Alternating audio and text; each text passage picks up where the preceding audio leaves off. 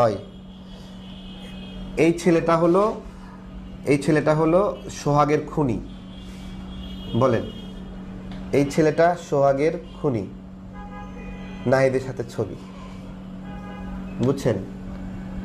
এই ছেলেটা সোহাগের খুনি মিডফোর্ডের ঘটনায়। একটু আগে মিডফোর্ডের প্রথম ডোজ দিছি, মিডফোর্ডের দ্বিতীয় ডোজ এই দেখেন, দেখা গেছে। গতকালকে আপনার হলো ইলিয়াস ভাই একটা কথা বলছে, যদিও আমি ইলিয়াস ভাইয়ের ক্রিটিক্স এখন, তিনি অনেকগুলো মেসেজ বার্তা দিয়েছেন যে কিভাবে এজেন্সিগুলো এই ধরনের ঘটনাগুলো ঘটাচ্ছে।